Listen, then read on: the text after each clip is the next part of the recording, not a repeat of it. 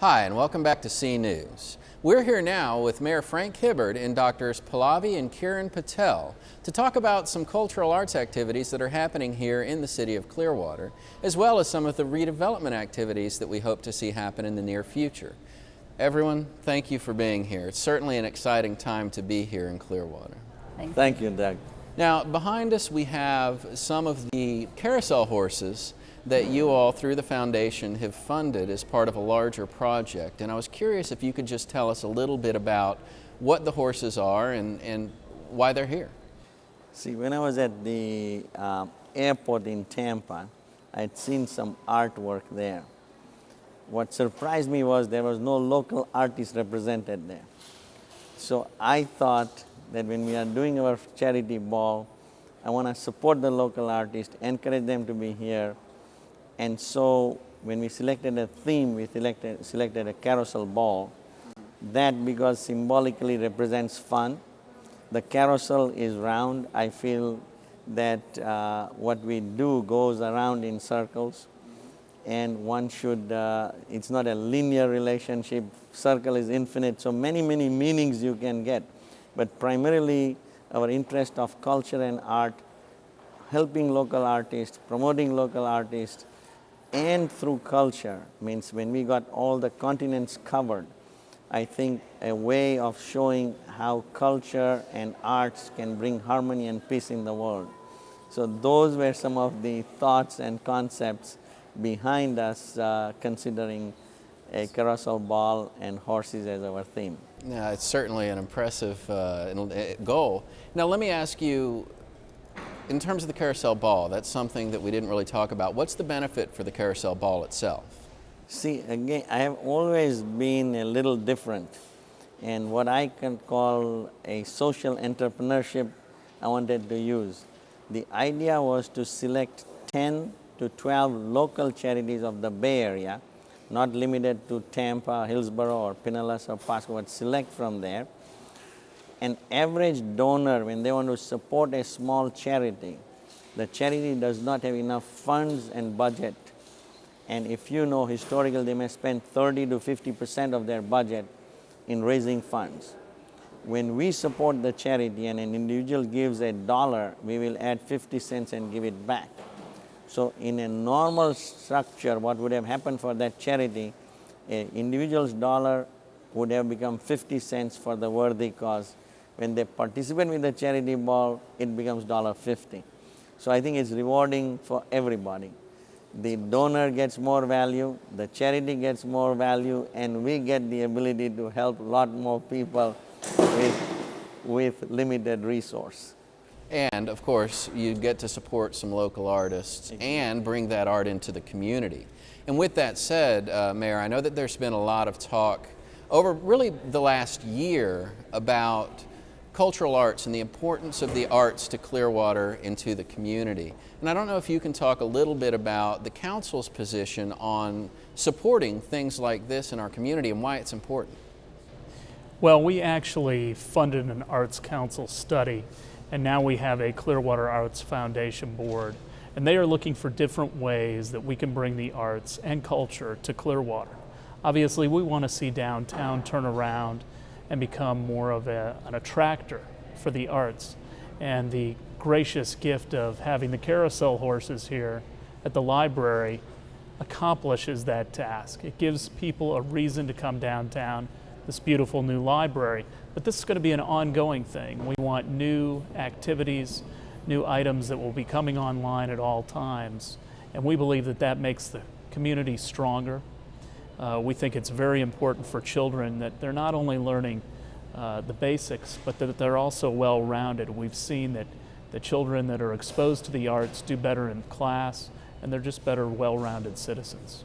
And that's a perfect segue, because it was mentioned to me before the interview that Pallavi, that was one of your big things in doing this, was tying in children in general. And I don't know if you want to talk about some of the other things that the foundation itself has been doing for kids. I feel children are the future of the world.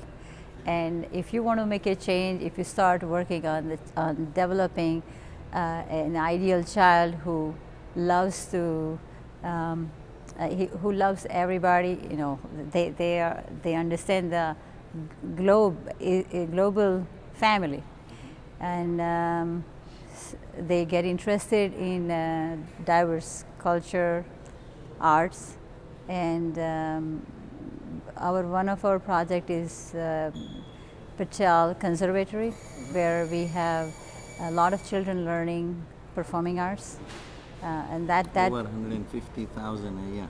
150,000 and more students pass through that, and they have opportunity to learn not only the local performing arts but from different part of the world, and that is something that we are looking forward to, producing some world famous stars, or just day-to-day happy successful content individual who will want to be helping wherever he can or she can. And who have that arts in their lives for the rest of their lives, of course. Now let's talk a little bit about the foundation itself, because you did bring up the whole term of global understanding, global unity, the carousel. And it's a pretty broad-based approach that the foundation takes. Can you talk a little bit about what are the basics of what the foundation's hoping to achieve? I think the philosophy is to be involved in projects that are going to touch many lives, change lives, and projects that are going to be sustainable and scalable.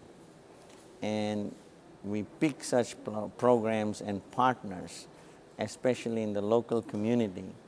For example, when we got involved with the performing arts, although we had some contribution, a lot came from people.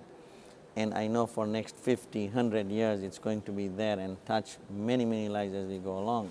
Similarly, when I got involved for a research institute with the University Community Hospital, was the same concept: develop good cardiology practices, cardiac drugs that will impact, as you know, heart disease is one of the leading causes of mortality in this country and in the world.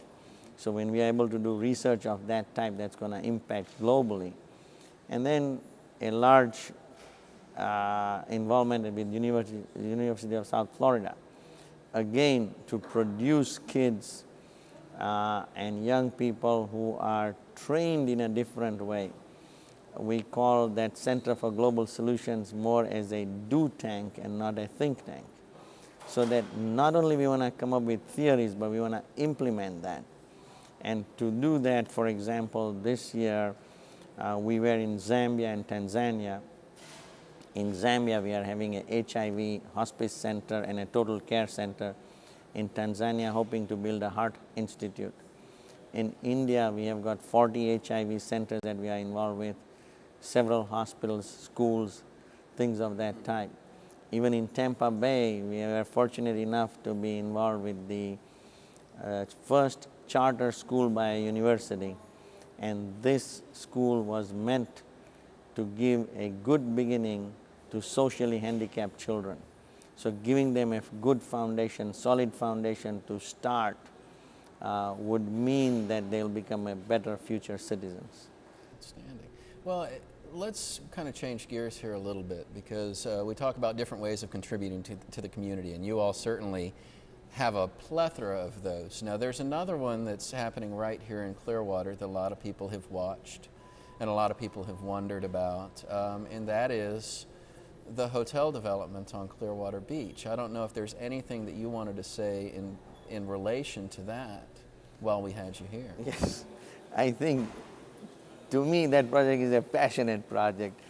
I fell in love with the beach when I came here, and only very few fortunate people can get such an opportunity.